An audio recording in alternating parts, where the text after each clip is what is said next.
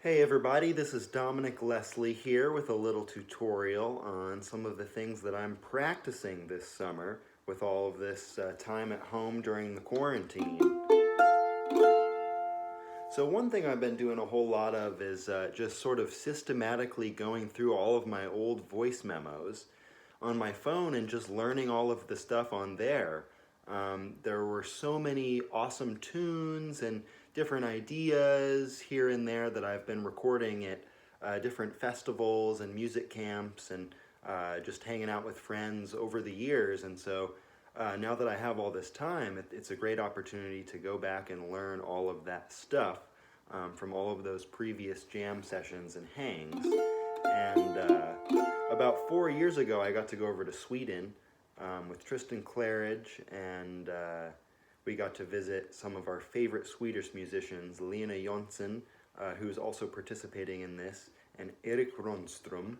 And sorry about the pronunciation there. This is one of the many tunes that they showed me, me and Tristan over there. And I'm not sure the name of this one, but it sure is pretty.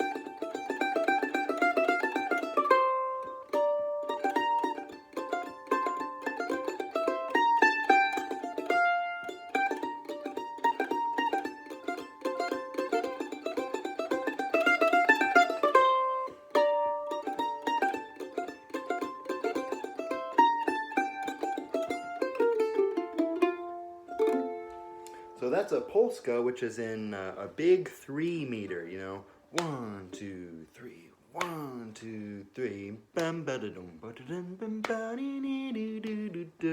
And they put the emphasis on beats 1 and 3 in the polska music. 1, 2, 3, 1, 2, 3.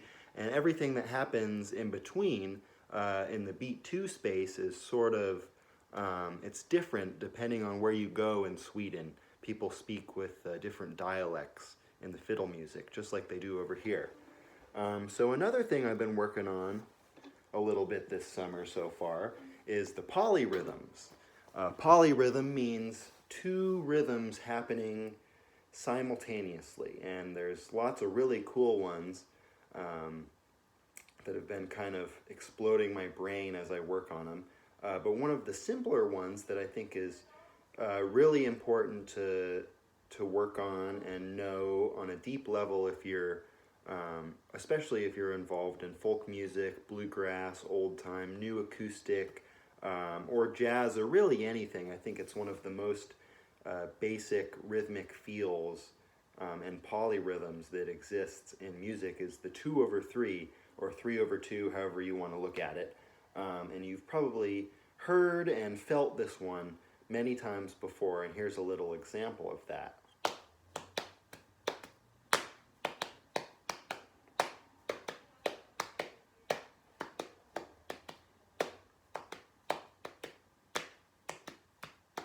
So it's really good to just focus on that, zone into it, use a metronome if you'd like to keep your time really steady.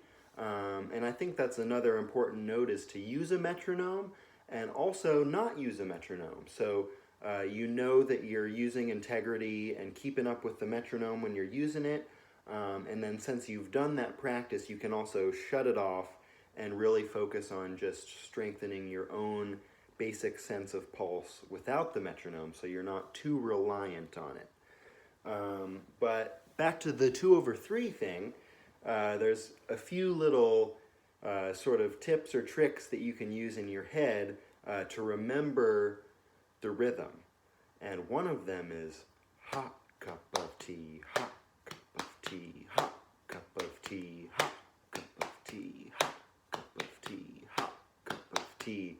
Another one, hot potato, hot potato, hot potato, hot potato. Same rhythm with a different emphasis on the syllables. Hot potato, hot cup of tea, hot potato, hot cup of tea. So you'll see here that I have 3 in one hand and 2 in the other hand.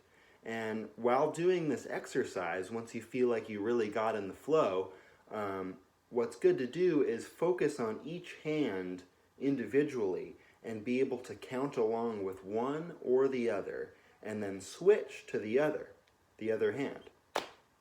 T, 1, 2, 1, 2, 1, 2, 1, 2, 3, 1, 2, 3, 1, 2, 3, 1, 2, 1, 2, 1, 2, 3, 1, 2, 3. So you'll see for that variation, I was doing 3 in the right hand and 2 in the left. So once you have it that way, it's really good to be able to switch it up and reverse the hands. And it's kind of a bizarre feeling at first when you try that, because especially as string players, we're so used to doing the same thing with each hand to produce one sound, and we're not used to sort of splitting the brain in half like pianists or drummers are so used to doing. So the first version, 2 in the left hand, 3 in the right. I'm sorry, I reversed it already. That was 3 in the left hand and 2 in the right. 1, 2, 3, 1, 2, 3, 1, 2, 1, 2.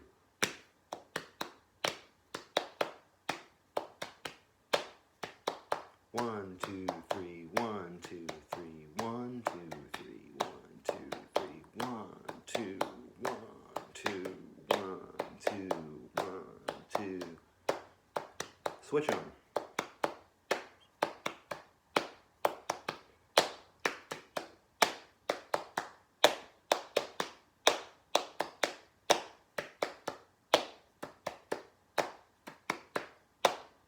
So that's really good rhythmic practice to sort of just strengthen your inner rhythmic pulse, which is such a important basic thing when you're playing music by yourself or with other people.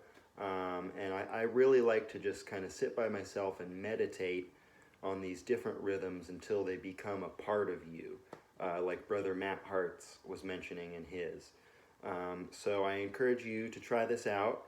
And there's several different apps that you can use for help, so you can sort of listen to the polyrhythms and get a sense for how they sound together. So try that, and try to at first maybe hear the polyrhythm almost as a melody, like the hot potato, hot cup of tea, something like that. And some of the other kind of odd, fun ones I've been working on are 3/5 and 3/7 and 4/5, 4/7. Next on my list is 5/7, which sounds like a scary one, but I'm sure it'll be a lot of fun. All right, everybody, thank you so much for listening. Best of luck with all of your practice this summer, and I hope to see all of you at a show or a concert somewhere not too soon, but only when it's safe to do so. All right, much love, y'all. Bye-bye.